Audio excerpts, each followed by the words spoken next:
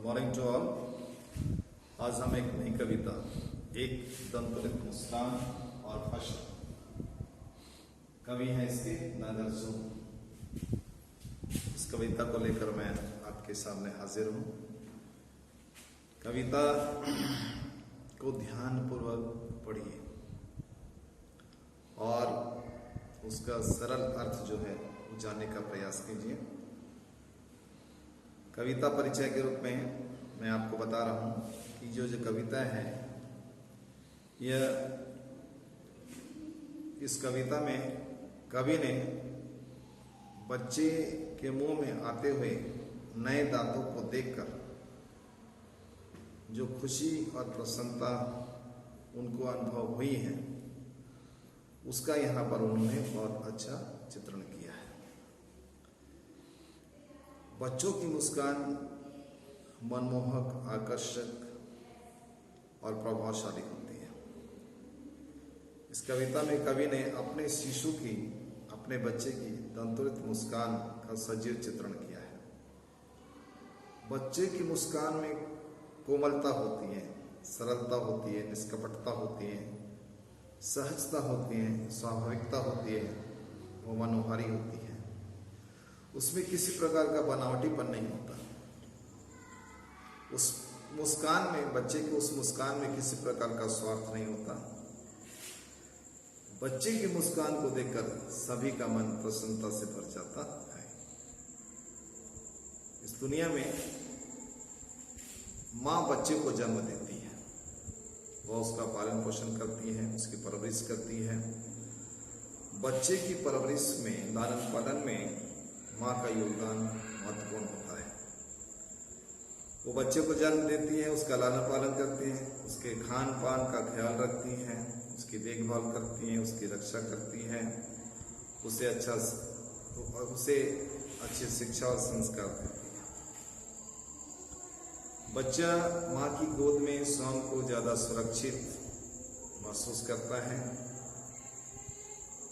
माँ बच्चे को बाहरी दुनिया से परिचय कराती है। बच्चे स्वभाव से मासूम, अबोध और नादान होते हैं। वो अपनी माँ को बहुत अच्छी तरह से जानते हैं, पहचानते हैं, क्योंकि उनका पहला परिचय अपनी माँ से ही होता है। इस कविता को आरंभ करने से पहले मैं कवि के बारे में भी आपको कुछ बता देना उचित समझता हूँ। कवि नागार्जुन स्वभाव से फक्कड़ और घुमक्कड़ है। राजनीति और घुमक्कड़ स्वभाव के कारण वो लंबे समय से घर से बाहर रहते हैं। वे हमेशा कुछ न कुछ काम के सिलसिले में उनको घर से बाहर रहना पड़ता है।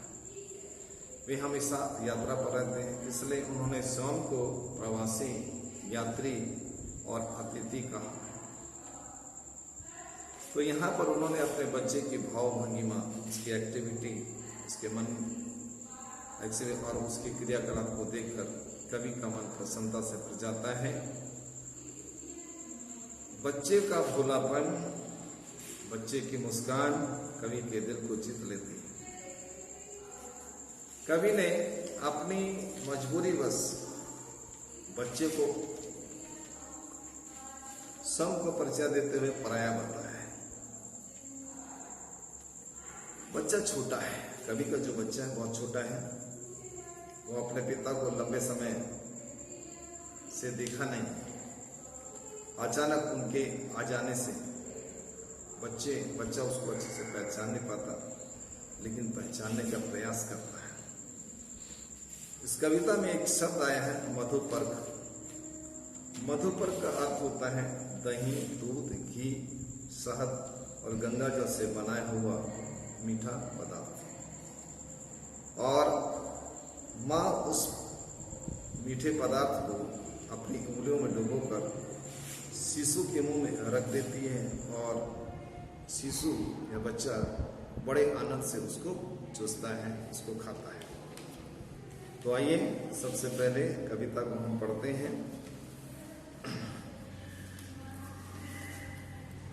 तुम्हारी यह दंतोलित मुस्कान मृतकों में डाल देगी जान। धूल धूसर तुम्हारे ये गात छोड़कर तालाब, मेरी झोपड़ी में खिल रहे हैं जलजात। परस पाकर तुम्हारा ही प्राण पिघल कर जल बन गया होगा कठिन पाषाण। इस कविता में कवि ने एक दंतुरित मुस्कान, कविता में कवि नागार्जुन ने अपने छोटे बच्चे की मनोहारी मुस्कान देखकर कवि के मन में जो भाव उत्पन्न होते हैं उसको इस कविता में प्रकाशित किया गया। कवि नागार्जुन जब घर लौटते हैं तो घर में नवजात शिशु को देखते हैं जिसकी मुस्कान में उसके दांत जो हैं, जो अभी अभी निकले हैं, वो उनको दिखाई देते हैं और वो दंतुरित मुस्कान कवि को मोहित कर लगती है। उन्हें लगता है कि ये मुस्कान के प्रभाव में ये मुस्कान इतनी प्रभावशाली है कि यह मृतक में भी जान डाल देती है। बच्चे का धूल धर्षित शरीर देखकर कवि को ऐसा लगता है मानो उनकी झोपड़ी में कमल फूल खिल उठा। उसका स्पर्श पाकर बांस या बबूल में भी शेफालिक के फूल झरने लगते हैं। कवि को लगता है शिशु की मुस्कान से ही पत्थर पिघलकर जलधारा बन गए। शिशु प्रथम मुलाकात में कवि को पहचान नहीं पाता, वह अपलक कवि को निहारता रहता है। कवि शिशु से उसकी मुलाकात का श्रेय शिशु की माँ को देते हैं। यदि माँ नहीं होती तो शिशु से उसकी मुलाकात नहीं होती और शिशु को ना देख पाता। उसकी माँ धन्य है जो मधुपर्क में डूबी उंगलियों से उसका पोषण कर रही है। शिशु जब तिरछी नजर से कवि को देखता है तो उसकी मुस्कान और ज्यादा सुंदर और प्रभावशाली लगती है और उसे ये मुस्कान बहुत ज्यादा रोमांचित कर देती है। कवि धुम्मकड़ संभव है। लंबे समय के बाद वह घर लौटा है तो उसके बच्चे के मुंह में छोटे छोटे दांत उग आए हैं। उसे देखकर कवि बहुत प्रसन्न होता है।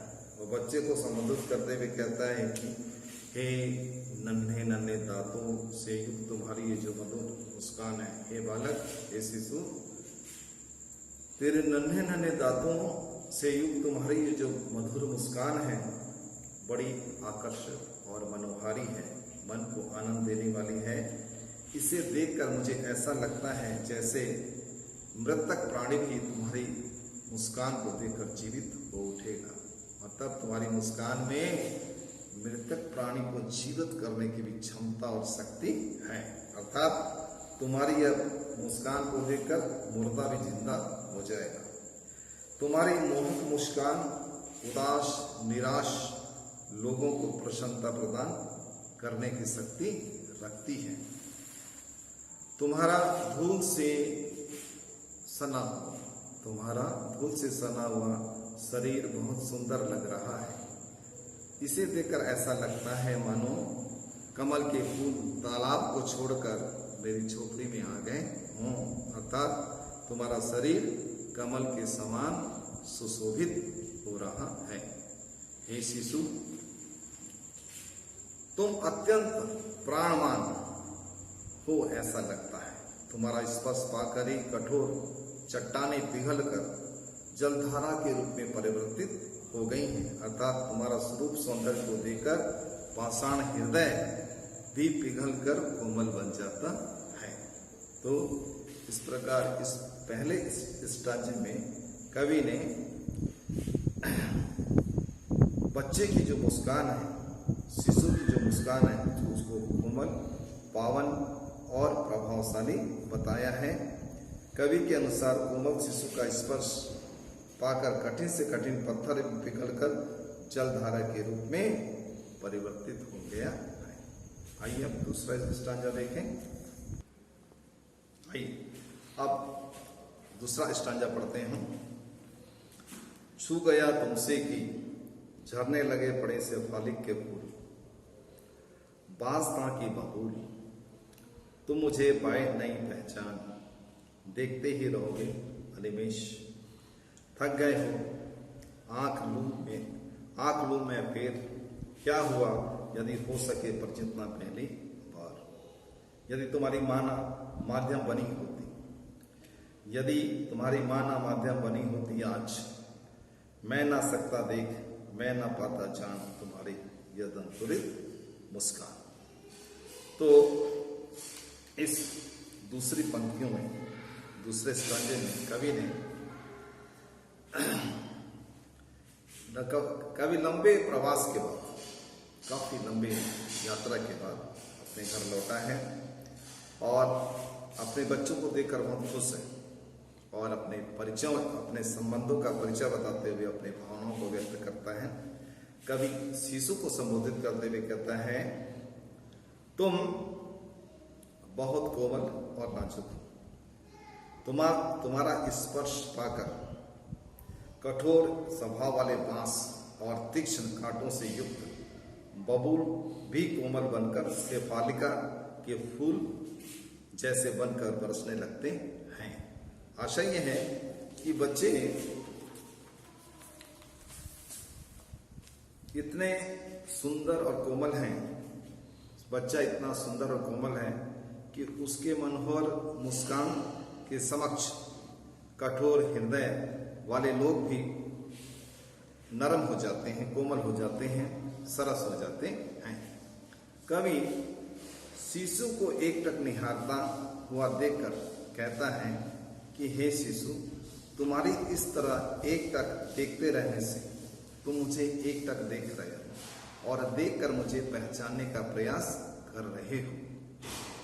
तो तुम्हारे इस तरह एकटक देखने से मुझे लगता है तुमने मुझे पहचाना नहीं है। क्या तुम मुझे इसी तरह लगातार बिना पलक झपकाए देखते रहोगे? इस तरह तो तुम थक जाओगे। ऐसा देखते रहे तो मुझे थक जाओगे। कहीं ऐसा ना हो कि तुम थक गए हो, क्या मैं अपनी नजर घुमा लूं तुम, जिससे तुम्हारी आंखों में आराम मिल सके? यदि तुम मुझे पहचान नहीं पाए तो कोई बात नहीं, क्योंकि मैं अभी पहली बार तुमसे मिला हूं। धीरे धीरे तुम मुझे पहचान लोगे। मैं तो तुम्हारी माँ का कृतज्ञ आभारी हूं, क्योंकि उन्होंने ही तुम्हें मुझसे मिलवाया है। यदि वह तुम्हें मुझसे मिलवाने का माध्यम नहीं बनी होती तो मैं आज तुम्हारी यह नए मुस्कान को, सुंदर मुस्कान को नहीं देख पाता, ना ही मैं तुम्हें जान पाता। यह मेरा सौभाग्य है कि मैं तुम्हारी माँ ने मुझे तुमसे मिलवाया है। कवि बच्चे के लिए अपरिचित है, पराया है, क्योंकि चीर प्रवास होने के कारण से लंबे समय के बाद वो आया है और कवि को जो उसका बेटा है, पुत्र है, बड़े ध्यान से पहचानने का प्रयास कर रहा है। अब तीसरे पैराग्राफ में मैं आपको समझा रहा हूं, ध्यान से सुनिए।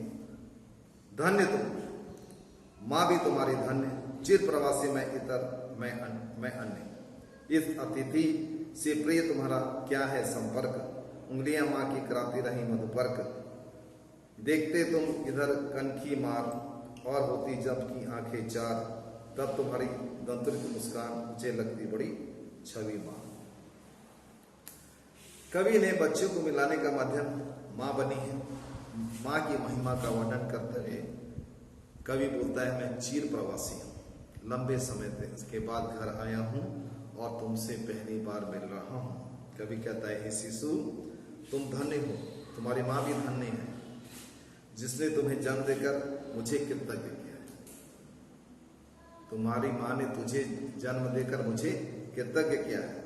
मैं क्या, मैं तो हमेशा लंबी यात्राओं के कारण हमेशा प्रवास में रहता हूं। मैं तुम्हारे लिए दूसरे लोगों के समान, यानी मैं पराया हूं तुम्हारे लिए, क्योंकि मैं यात्रा में रहता हूं। तो तुम मुझे पहचान नहीं पाए, तो मैं तुम्हारे लिए दूसरे या पराये लोगों के समान हूं। प्रवास के कारण तुम्हारा पालन पोषण सब कुछ तुम्हारी मां ने किया है। तो माँ ने तुम्हें जन्म दिया, माँ ने तुम्हारी परवरिश की, माँ तुम्हारा लालन पालन कर रही है, माँ तुम्हारे खान पान का ध्यान रख रही है, तुम्हारी रक्षा कर रही है, सब कुछ तुम्हारी माँ कर रही है। मैं तो इस घर में एक अतिथि के समान।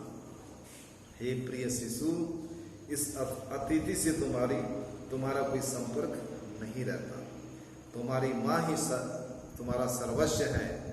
वही स्नेहमयी पंचा अमृत चटाकर तुम्हें वात्सल्य प्रदान करती है। मुझे तिरछी नजर से देखते हुए जब तुम मुंह फेर लेते हो तो बड़े और ज्यादा सुंदर लगते हो। जब तुम्हारी आंखें मेरी आंखें से मिलती हैं, जब तुम्हारी आंखें मेरी आंखें से मिलती हैं, तब वे स्नेह से भरी हुई लगती हैं। जब तुम मुझे तिरछी निगाहों से देखते हो, हुए मुस्कुराते हो, तब तुम्हारे नए उगे हुए दांत वाली मुस्कान मुझे बहुत अच्छी लगती है, बहुत मनोहारी लगती है। मैं तुम्हारी इस मधुर मुस्कान पर मोहित हो गया हूँ, पागल हो गया हूँ। इस प्रकार इस कविता में कवि ने अपने बच्चे की मधुर मुस्कान पर प्रभावशाली वर्णन किया है और उसकी विशेषताओं को बताया है। आइए अब इस कविता का दूसरा भाग फसल कविता शीर्षक की जो कविता है उसके बारे में मैं आपको बता रहा हूँ। सुनिए। फसल नागार्जुन के द्वारा लिखी गई एक ऐसी कविता है जो फसल के बारे में हमको बताती है। फसल क्या है? फसल कृषक के परिश्रम और प्राकृतिक तत्वों का प्रतिरूप है। नदियों के जल का, मिट्टी के गुण तत्व का, सूरज के प्रकाश का, हवा और कृषक के परिश्रम का फल है फसल। यानी जो खेतों में हम फसल देख रहे हैं वो कैसे उत्पन्न होती है? वो फसल किसान की मेहनत से पैदा होती है, वो मिट्टी के गुणों से पैदा होती है, वो सूरज के प्रकाश से जो गर्मी पाती है उसको पाकर वह बढ़ती है, हवा के प्रभाव से वह बढ़ती है, फलती फूलती है और उसका विकास होता है। तो इस प्रकार प्रकृति के बहुत सारे तत्वों को लेकर फसल उगती है, फसल बढ़ती है।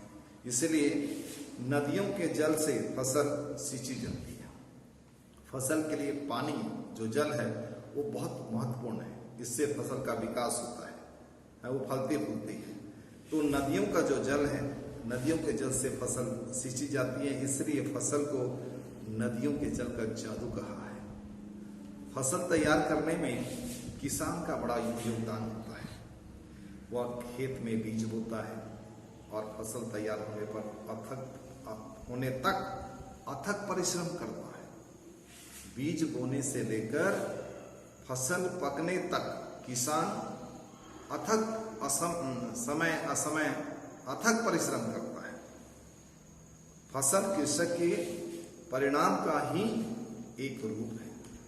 सबसे ज्यादा फसल उगाने में सबसे ज्यादा योगदान, विशेष काम किसान का ही होता है।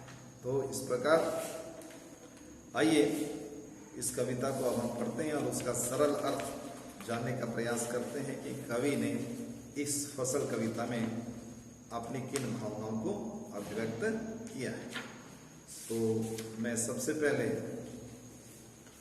कुछ मुख्य बिंदुओं पर, फसल कविता के मुख्य बिंदुओं पर विचार आपको बता रहा हूँ। नागार्जुन की यह एक रचना है, इसके कवि नागार्जुन हैं। इस कविता में कवि ने फसल और उनके विभिन्न घटकों का वर्णन किया है। फसल उत्पादन में हवा का, पानी का, धूप का, किसान के परिश्रम का योगदान होता है। इसके अलावा फसल उगाने में हजारों नदियों के जल का, करोड़ों लोगों, मजदूर जो काम करते हैं, किसान भाई जो काम करते हैं, उनका भी योगदान होता है, जिससे हवा का भी योगदान होता है। सूरज की धूप और गर्मी से भी फसल उगती है। इस प्रकार प्रकृति का और मनुष्य का दोनों के योगदान से फसल तैयार होती है। तो आइए इस कविता का सरल अर्थ समझने का प्रयास करते हैं। ध्यानपूर्वक सुनिए। एक से नहीं, दो से नहीं, ढेर सारी नदियों के पानी का जादू। एक के नहीं, दो के नहीं, लाख लाख कोटि कोटि हाथों के स्पर्श की गरिमा। एक के नहीं, दो के नहीं, हजार हजार खेतों की मिट्टी का गुण धर्म। तो आइए हम इसका अर्थ समझने का प्रयास करते हैं। फसल, जो हम खेतों में फसल देखते हैं, उसको तैयार कर किन किन लोगों का योगदान होता है। फसलों के फलने फूलने में एक का नहीं, कई लोगों का, कई चीजों का योगदान होता है। एक के नहीं, दो के नहीं, एक चीज से फसल पैदा नहीं होती, दो चीज से भी पैदा नहीं होती। ढेर सारी नदियों का जादू, ढेर सारी नदियों के पानी का जादू।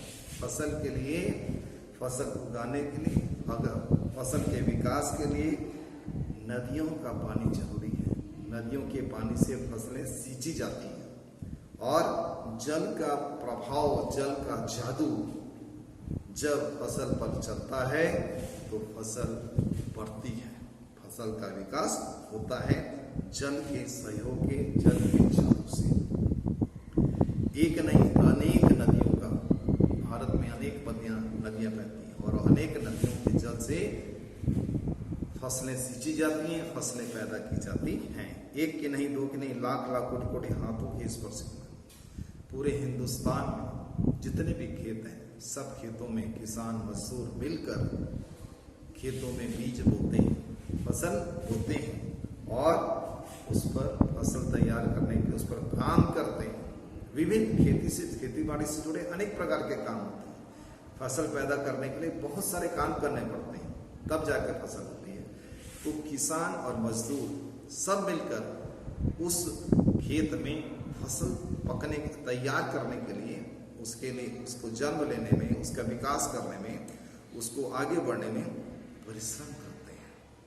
तो लाख लाख कोटि कोटि हाथ, लाखों किसानों के हाथ, करोड़ों किसानों के हाथ इस फसल को उगाने में काम करते हैं। तो तब जाकर फसल तैयार होती है। करोड़ों लाखों किसानों के हाथों के स्पर्श का जादू है, अर्थात करोड़ों किसान तथा मजदूर द्वारा फसल तैयार की जाती है। उन सब के पसीने और परिश्रम का फलस्वरूप फसल तैयार होती है। एक के नहीं, दो के नहीं, हजारों खेतों की मिट्टी, खेतों में जो मिट्टी है, मिट्टी का गुण धर्म है, उसके अंदर जो तत्व हैं, उन तत्वों की सहायता से फसल आगे बढ़ती है। जमीन में तो हम बीज ही डालते हैं और जमीन उस बीज को ग्रहण करती है और अपना गुण धर्म, जो मिट्टी का गुण धर्म है, वो बीज में पड़ता है। मिट्टी अपना धर्म निभाती है, अपना काम करती है। मिट्टी के जो तत्व हैं वो उस बीज के संपर्क में आते हैं तो वो फसल का रूप फिर धारण करते हैं। तो मिट्टी के संपर्क में जब बीज आता है तो मिट्टी अपने प्रभाव से उसको आगे बढ़ाती है। तो फसल अनेक तत्वों का, फसल उगाने में अनेक तत्वों का योगदान है। किसान मजदूरों की मेहनत है, उनका काम है। इस प्रकार फसल ढेर सारी नदियों के पानी का, फसल ढेर सारी नदियों के पानी से तैयार की जाती है।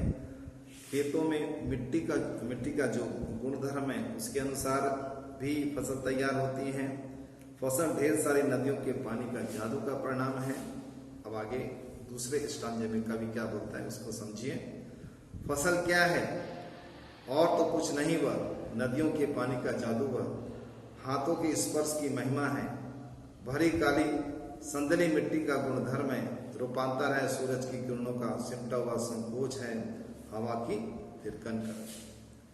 तो कवि प्रश्न करता है कि खेतों में लहराती फसल क्या है? वह स्वयं ही उत्तर देते हुए कहता है कि इन फसलों का स्वयं कोई अस्तित्व नहीं है, बल्कि उनको पैदा होने में, उनको बढ़ने में, ढेर सारी नदियों का पानी का जादू का प्रभाव है, किसानों का परिश्रम का प्रभाव है, मिट्टी का गुण, मिट्टी का सहयोग है। कोई फसल भूरी मिट्टी में अधिक पैदा होती है, कोई काली मिट्टी में अधिक फसल पैदा होती है, कोई संदली मिट्टी में अधिक फसल पैदा होती है। तो मिट्टी का जो प्रकार होता है, अलग अलग प्रकार होता है, अलग अलग फसलें अलग अलग मिट्टी में होती है। गेहूं की फसल के लिए दूसरी मिट्टी चाहिए, धान की खेती के लिए दूसरी मिट्टी चाहिए। तो इस प्रकार अलग अलग जो फसलें हैं अलग अलग मिट्टी में पाई जाती हैं, उगती हैं, फलती फूलती हैं, तो उनको वैसा तैयार किया जाता है। तो मिट्टी का जो गुण धर्म है उसी के अनुसार अन्न उत्पन्न होता है। फसल के हिसाब से मिट्टी की उपयुक्तता सिद्ध होती है। मिट्टी के गुणधर्म के आधार पर एक फसल बोई जाती है। मिट्टी एवं पानी के साथ फसल के लिए धूप भी चाहिए। धूप के बिना फसल आगे नहीं बढ़ सकती। सूरज की किरणों से, सूरज की गर्मी से फसल को आगे बढ़ने में सहयोग मिलता है, फलने फूलने में सहयोग मिलता है। हवा, फसलों के लिए हवा का भी सहयोग होता है, हवा का भी योगदान होता है। हवा भी महत्वपूर्ण योगदान देती है।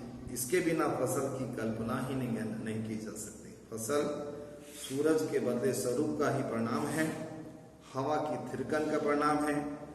इस प्रकार भाव यह है कि फसल को पैदा करने में मनुष्य और प्रकृति दोनों का महत्वपूर्ण, विशेष, सराहनीय योगदान है। दोनों एक दूसरे के पूरक हैं, यानी प्रकृति से भी फसल पैदा करने में सहयोग मिलता है और मनुष्य का परिश्रम, कृषक का परिश्रम भी फसल को उगने में, बढ़ने और फलने फूलने में सहयोग करता है। तो इस प्रकार ये कविता समाप्त होती है। दोनों कविता को हमने सरल से सरल शब्दों में आपको समझाने का प्रयास किया है।